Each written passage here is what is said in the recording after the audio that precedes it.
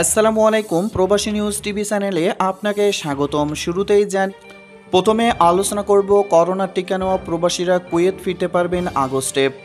Kuwait সরকার অনুমোদিত corona টিকা নেওয়া বৈধ প্রবাসীরা আগামী 1 আগস্ট থেকে দেশটিতে প্রবেশ করতে পারবেন। বৃহস্পতিবার দেশটির সরকার এই ঘোষণা দিয়েছে।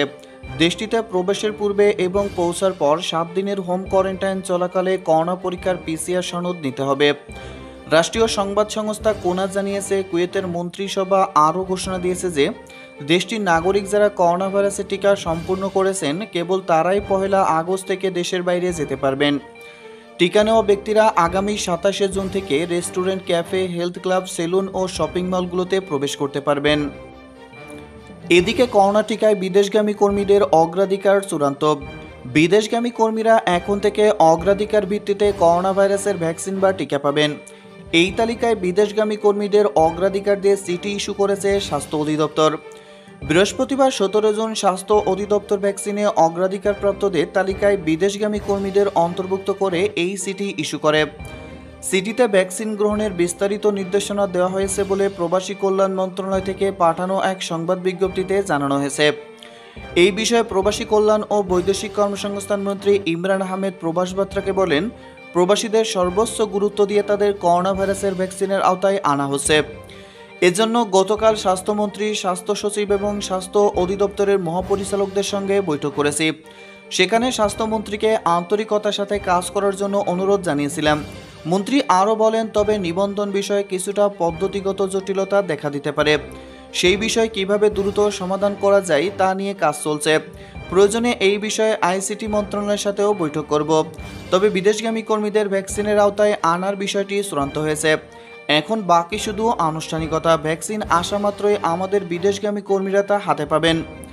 ইমরান আহমেদ আরও জানান, বর্তমানে দেশে যে ভ্যাকসিন রয়েছে সেটি 2 ডোজ টিকা দিতে হয়, আর এতে 2 মাস সময় লাগে। তাই আমরা চেষ্টা করব জনসন অ্যান্ড জনসনের তৈরি করোনা ভাইরাসের 1 ডোজ টিকা দিয়ে কর্মীদের দ্রুত বিদেশ পাঠাতে। এদিকে সৌদির জুবাইলে প্রবাসীদের ফাইনাল এক্সিট ভিসা সংক্রান্ত সেবা দিবে দূতাবাস। সৌদি আরবের জুবাইলে বসবাসকারী যেসব বাংলাদেশি স্পেশাল এক্সিট প্রোগ্রামের আওতায় ফাইনাল এক্সিট নিয়ে দেশে ফিরতে চান তাদের সেবা সংক্রান্ত কার্যক্রম পরিচালনা করবে বাংলাদেশ দূতাবাস। বৃহস্পতিবার 17 জুন রিয়াদে থাকা বাংলাদেশ দূতাবাসের এক বিজ্ঞপ্তিতে এই তথ্য জানানো হয়েছে। এতে বলা হয়, আগামী 18 ও 19 জুন রিয়াদ দূতাবাসের একটি প্রতিনিধি দল জুবাইলের ডিসিবি ক্যাম্পের 3-এর পাশে অবস্থান করে সকাল 8টা থেকে বিকাল 5টা পর্যন্ত ফাইনাল এক্সিট ভিসা সংগ্রহের আবেদন প্রস্তুত ও দাখিল সংক্রান্ত সেবা প্রদান করবে। যারা এই সেবা পাবেন, যাদের ইকামার মেয়াদ শেষ, নতুন আসার পর যাদের ইকামা হয়নি, যাদের গ্রুপ রয়েছে, যাদের এরই মধ্যে কপিল স্পন্সর এক্সিট প্রদান করেছে কিন্তু নির্দিষ্ট সময়ে সৌদি আরব ত্যাগ করেননি, এবং যারা এই সেবা পাবেন না, যাদের নামে থানা কিংবা আদালতে মামলা রয়েছে, যারা ওয়ান্টেড, যারা কপিলের বিরুদ্ধে মামলা করেছেন এবং যারা নারী কর্মী রয়েছেন। এদিকে ওমানে করোনা ভ্যাকসিনের নতুন বয়স নির্ধারণ। ওমানে মহামারী করোনা নিয়ন্ত্রণে ব্যাপক হারে ভ্যাকসিন কার্যক্রম শুরু করেছে দেশটির স্বাস্থ্য মন্ত্রণালয়। বৃহস্পতিবার 17 জুন এক বিবৃতিতে মন্ত্রণালয় জানিয়েছে, এখন থেকে মাস্কাট প্রদেশে 45 বছর বয়স বা তার বেশি বয়সী নাগরিক এবং প্রবাসীরা করোনা ভ্যাকসিন গ্রহণ করতে পারবে বলে জানিয়েছেন মাস্কাট প্রদেশের স্বাস্থ্য অধিদপ্তরের মহাপরিচালক। স্বাস্থ্য অধিদপ্তর জানিয়েছে, মাস্কাটে কনভেনশন সেন্টার এবং আল সাহেল স্বাস্থ্য কেন্দ্রকে করোনা ভ্যাকসিন প্রদানের নতুন কেন্দ্র হিসেবে ঘোষণা করা হয়েছে। নতুন এই 2টি কেন্দ্র থেকে 45 বছরের বেশি বয়সীদের ভ্যাকসিন প্রদান করা হবে। যারা এই ভ্যাকসিন গ্রহণ করতে আগ্রহী তাদেরকে দ্রুত কেন্দ্রগুলিতে যোগাযোগ করার অনুরোধ জানানো হয়েছে। মহাপরিচালক আরও বলেন, ওমান কনভেনশন সেন্টার কেন্দ্রে রবিবার থেকে বৃহস্পতিবার সকাল 8টা থেকে দুপুর 2টা এবং শুক্রবার সকাল 9টা থেকে বিকাল 4টা পর্যন্ত ভ্যাকসিন দেওয়ার সময় নির্ধারণ করা হয়েছে। একই সাথে আল সাহেল স্বাস্থ্য কেন্দ্রে রবিবার থেকে বৃহস্পতিবার সকাল 8টা থেকে দুপুর 2টা পর্যন্ত ভ্যাকসিন দেওয়া হবে। এছাড়াও ভ্যাকসিন গ্রহণে ইচ্ছুক ব্যক্তিদের জন্য আজ থেকে অনলাইনের মাধ্যমে রেজিস্ট্রেশন সিস্টেম চালু করেছে মন্ত্রণালয়। এখন থেকে স্বাস্থ্য কেন্দ্রে না যেয়ে ঘরে বসেই অনলাইনের মাধ্যমে করোনা ভ্যাকসিনের জন্য রেজিস্ট্রেশন করতে পারবে দেশটির নাগরিক ও প্রবাসীরা। এদিকে দেশে আটকা পড়া শ্রমিকদের বাহরাইন ফেরাতে দূতাবাসের দৌড়ঝাঁপ। 4 বছর আগে একটি দেশটিতে হত্যাকাণ্ডের ঘটনাকে কেন্দ্র করে বাহরাইন সরকার বাংলাদেশ থেকে শ্রমিক নেওয়া বন্ধ করে দেয়, যা এখনও অব্যাহত আছে। এই অবস্থায় যেসব বাংলাদেশি শ্রমিক দেশে ছুটিতে এসে আটকা পড়েছেন তাদের মধ্যে অনেকেই ভিসার মেয়াদ শেষের পথে। উপায় না পেয়ে দেশটিতে ফিরে যেতে তারা বাহরাইনে নিযুক্ত বাংলাদেশ দূতাবাসের হস্তক্ষেপ চেয়েছেন। এরপরই রাষ্ট্রদূত কর্মীদের ফেরাতে ঢাকা বাহরাইন রুটে ফ্লাইট চালু করার জন্য দেশটির কর্তৃপক্ষের সাথে বৈঠক করেছেন বলে জানা গেছে। তবে দেশটির সরকারের পক্ষ থেকে গ্রিন সিগন্যাল এখনও দেওয়া হয়নি, কারণ দেশটিতে হঠাৎ করেই করোনার প্রাদুর্ভাব আশঙ্কাজনক হারে বেড়েছে। পাওয়া গেছে ভারতের নতুন ভ্যারিয়েন্ট। এর মধ্যে গত মে মাসে 30 জন বাংলাদেশি করোনায় আক্রান্ত হয়ে মারা গেছেন। গতকাল বুধবার বাহরাইনের হামাদ টাউন এলাকায় বসবাসকারী স্থানীয় সাংবাদিক নোমান সিদ্দিকী বাহরাইনের সার্বিক পরিস্থিতি জানাতে গিয়ে বলেন, বর্তমানে করোনা পরিস্থিতি খারাপের দিকে যাচ্ছে, যার কারণে বাহরাইন সরকার 2 দফায় আবারও 25 জুন পর্যন্ত লকডাউন বাড়ানোর ঘোষণা দিয়েছেন। তিনি আরও বলেন, গত বছর করোনা ভাইরাসের প্রাদুর্ভাব শুরুর পর থেকে এই পর্যন্ত প্রায় 90 জনের বেশি বাংলাদেশি মারা গেছেন। তার মধ্যে গত মে মাসে মারা গেছেন 30 জন। এদিকে ওমানিকরণে আরও এক ধাপ এগিয়ে নিতে সুলতানের অনুমোদন। চাকরি প্রত্যাশী ওমানি নাগরিকদের দ্রুত বিভিন্ন খাতে কর্মসংস্থানের ব্যবস্থা করার জন্য নতুন জাতীয় প্রোগ্রাম চালু করার অনুমোদন দিয়েছে দেশটির মহামান্য সুলতান হাইতাম বিন তারিক। মঙ্গলবার 15 জুন দেশটির মন্ত্রিপরিষদের এক সভায় সভাপতির বক্তব্য তিনি এই অনুমোদনের বিষয়টি নিশ্চিত করেন। একই সাথে তিনি নতুন এই প্রোগ্রামটি সঠিকভাবে চালানোর জন্য নির্দেশ প্রদান করেন। ওমানের ভিশন 2040 এর গুরুত্বপূর্ণ কর্মসূচিগুলোর মধ্যে অন্যতম জাতীয় কর্মসংস্থান কর্মসূচি। তাই এই কর্মসূচি বাস্তবায়নে কাজ করছে ওমান সরকার। এই প্রোগ্রামটি সরকারের বিভিন্ন সেক্টর এবং বেসরকারি খাতে চাকরি দেওয়ার জন্য টেকসই সমাধান বলে উল্লেখ করা হয়েছে। জাতীয় কর্মসূচি বাস্তবায়নে সকল সংস্থাকে সহায়তা করার জন্য নির্দেশ দিয়েছেন মহামান্য সুলতান। এদিকে ওমানে প্রবাসী শ্রমিকদের ওয়ার্ক পারমিটের ফি বৃদ্ধির সিদ্ধান্তে দেশটির ওমানিকরণ প্রক্রিয়াকে প্রভাবিত করবে না বলে মন্তব্য করেছেন Oman chamber of commerce and ইন্ডাস্ট্রির পরিচালক পৌরসভার একাধিক সদস্য।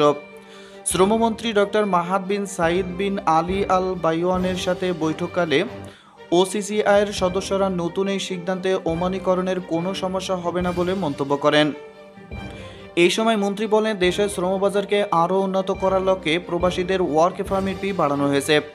এই ধরনের নতুন শ্রমনীতি দেশের নিয়োগকারী এবং ব্যবসায়ীদের উন্নয়নে কাজ করছে। মন্ত্রী আরও বলেন, শ্রমবাজারের স্থিতিশীলতার দিকে মনোযোগ দিয়ে নতুন ফি বাড়ানোর সিদ্ধান্ত ওমানিকরণে কোনোভাবে প্রভাবিত হবে না। ওমানি নাগরিকদের যে সংস্থাগুলো চাকরির ব্যবস্থা করা হবে সেই সংস্থায় প্রবাসী কর্মী নিয়োগের অনুমতি থাকবে। তাই নতুন ওয়ার্ক পারমিট ফি বৃদ্ধি ওমানিকরণকে প্রভাবিত নয়। এদিকে ওমানে ক্ষুদ্র ও মাঝারি শিল্পকে টিকিয়ে রাখার জন্য দেশটির সরকার ভিন্ন এক উদ্যোগ গ্রহণ করেছেন। এই উদ্যোগের আলোকে দেশটির ক্ষুদ্র ও মাঝারি শিল্পে প্রবাসী কর্মী নিয়োগে প্রথম 5 জন প্রবাসী কর্মীর লাইসেন্স প্রাপ্তির জন্য 101 ওমানি রিয়াল ফি ধার্য করা হয়েছে বলে জানিয়েছেন ওমানের শ্রম মন্ত্রণালয়। এদিকে ওমান থেকে বিনা জরিমানায় দেশে ফেরার সুযোগ আবারও বাড়ানো হলো। ওমানে মেয়াদ উত্তীর্ণ আকামাসহ অবৈধভাবে থাকা অনিবন্ধিত বা মেয়াদ উত্তীর্ণ আকামায় প্রবাসী কর্মীদের বিনা জরিমানায় স্বদেশ ফেরার বিশেষ সুযোগ আগামী 31 আগস্ট পর্যন্ত বাড়ানো হয়েছে। শ্রম মন্ত্রণালয়ের টুইটার বার্তায় বলা হয়েছে যে চলমান মহামারীর কারণে ওমান ত্যাগ করতে ইচ্ছুক প্রবাসী কর্মীরা আগামী 31 অক্টোবর পর্যন্ত বিনা জরিমানায় এই সুবিধা নিতে পারবেন। এই সময়ের মধ্যে সকল অনিবন্ধিত বা মেয়াদ উত্তীর্ণ আকামার কর্মী কোনো জরিমানা বা আইনি বাধা ছাড়াই ওমান ত্যাগ করতে পারবেন। যারা এখনও শ্রম মন্ত্রণালয়ে নিবন্ধিত করেনি তাদের সকলকে অনলাইনে এসে নিবন্ধন করতে এবং এই সুবিধা নেওয়ার অনুরোধ করা হয়েছে। অনিবন্ধিত প্রবাসী কর্মীদের শ্রম মন্ত্রণালয়ের ওয়েবসাইটে অথবা সানাদ অফিসের মাধ্যমে নিবন্ধিত করতে পারবেন। পঞ্চমবারের মতো এই সুযোগ বাড়িয়ে শ্রম মন্ত্রণালয় সর্বশেষ এই সময়সীমা 30 জুন শেষ হওয়ার কথা ছিল। এই কর্মসূচির প্রথম ঘোষিত হয়েছিল গত বছরের 15 নভেম্বর। এরপর 31 ডিসেম্বর, 31 মার্চ এবং সর্বশেষ 30 জুন পর্যন্ত বাড়ানো হয়েছিল। তা এখন আবারও বাড়িয়ে 31 আগস্ট পর্যন্ত করা হয়েছে। এদিকে সৌদি প্রবাসীদের ফ্লাইটে নতুন নির্দেশনা দিল বিমান। সৌদি আরব প্রবাসীদের বিমানে ওঠার 6 ঘন্টা আগে রিয়াদ, জেদ্দা ও দাম্মাম বিমানবন্দরে উপস্থিত থাকার নির্দেশনা দিয়েছে রাষ্ট্রীয় পতাকাবাহী প্রতিষ্ঠান বিমান বাংলাদেশ এয়ারলাইন্স। মঙ্গলবার 15 জুন সৌদি প্রবাসী যাত্রীদের উদ্দেশ্যে বিমান বাংলাদেশ এয়ারলাইন্স তাদের ওয়েবসাইটে এক বিবৃতিতে এই সব তথ্য জানিয়েছে। এতে বলা হয়, সৌদি আরব থেকে ভ্রমণকারী যাত্রীরা জেদ্দা, রিয়াদ ও দাম্মাম বিমানবন্দর দিয়ে দেশে আসবেন। তাদেরকে ফ্লাইটে ওঠার 6 ঘন্টা আগে বিমানবন্দরে উপস্থিত থাকার জন্য বলা হয়েছে। একই সঙ্গে যাত্রীরা যে এয়ারলাইন্সের টিকিট কিনেছেন সেই এয়ারলাইন্সের বুকিং কাউন্টারে ফ্লাইটে ওঠার 4 ঘন্টা আগে মালামাল বুকিং করতে হবে। কারণ 2 ঘন্টা আগে কাউন্টার বন্ধ হয়ে যাবে এবং 1 ঘন্টা আগে বিমান ছাড়ার গেট বন্ধ হয়ে যাবে বলে বিবৃতিতে জানানো হয়েছে। তাই সৌদি প্রবাসীদের জন্য ফ্লাইটের নতুন নির্দেশনা দিল বিমান বাংলাদেশ এয়ারলাইন্স।